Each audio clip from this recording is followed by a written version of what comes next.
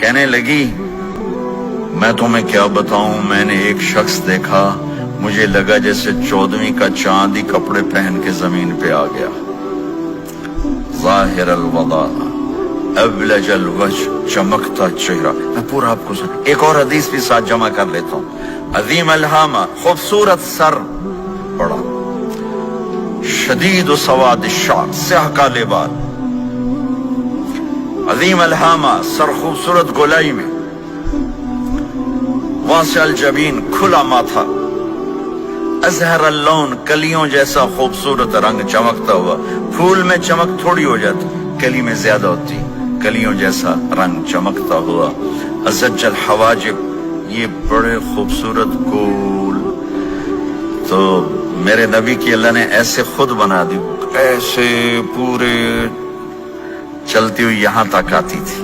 من غیر قرن، یہاں بال نہیں تھے، یہاں غیر قرن، یہاں بال نہیں تھے۔ بینہما عرق یدرہ الغضب، یہاں ایک وین تھی، وین، جب آپ کو غصہ آتا تھا تو آپ غصے کو برداشت کرتے تھے، نکالتے نہیں تھے، برداشت کرتے تھے، تو وہ یہاں ایسے ایسے ایسے ایسے ایسے ایسے حرکت کرنا شروع کر دیتی تھی، تو اس سے پتہ چلتا تھا کہ اللہ کے نبی غصے میں بیٹھے ہوئے ہیں۔ فی عینیہ دعج، آنکھ بڑی خوبصورت، موٹی، سیاہ، اشکل، لمبی، اہدب،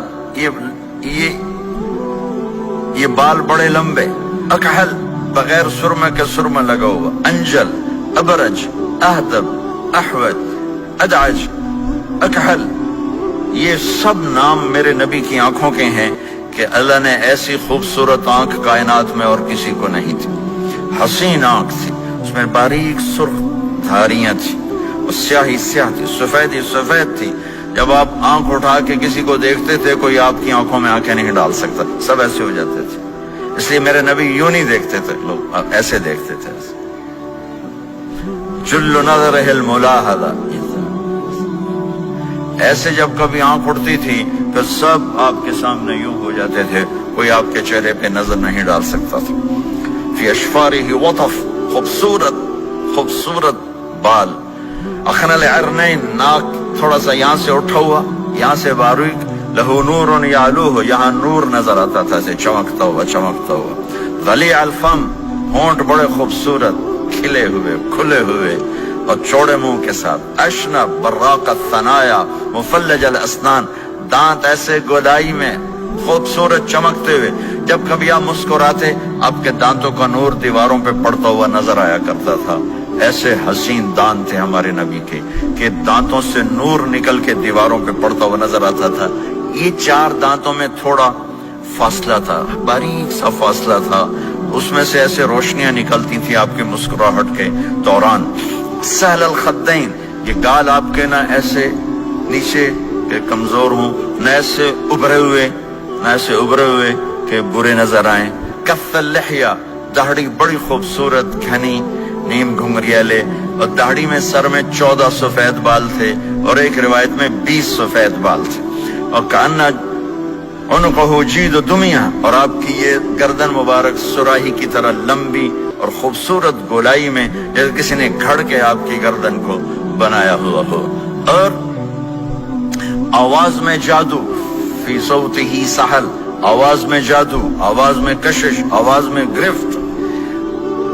طفیل بن عامر ایک بڑے عرب سردار ہیں، وہ مکے میں آئے، لوگوں نے کہا ایک جادوگر ہے جس کو سناتا ہے اس کا ہو جاتا ہے، تم اس کے نہ سننا۔ انہوں نے ڈر کے اپنے کان میں روئی ڈال لی کہ میں سنتا ہی نہیں۔ طواف کر رہے تھے، آپ پہ نظر پڑی، آپ نماز پڑھ رہے تھے ایک طرف کھڑے ہو کر، تو نظر پڑی تو کھچ گیا دل، تو کہنے لگے من ہوا، یہ کون ہے؟ تو مکے والوں نے کہا ہوا، یہ وہی جادوگر ہے۔ تو طفیل کہنے لگے میری جی میں آیا، تو اتنا بڑا سمجھدار آدمی ہے، یہ اتنا خوبصورت انسان میرے خیال میں جادوگر نہیں ہو سکتا، میں اس کی سنتا ہوں، اگر اچھی بات ہوگی تو لے لوں گا، غلط ہوگی چھوڑ دوں گا۔ تو طواف پورا کر کے آپ کے پاس آ کے بیٹھ گیا، آپ نے سلام پھیرا، تو فیل کہنے لگا ما تقول یا محمد، کیا کہتے ہو محمد، کچھ سناؤ۔ تو آپ نے چند جملے بولے، ان الحمد للہ احمدہ واستعینہ واؤمن بہ واتوکل علیہ، من يهده الله فلا مضل له ومن يضلله فلا هادي له. تو وہ تڑپ گئے.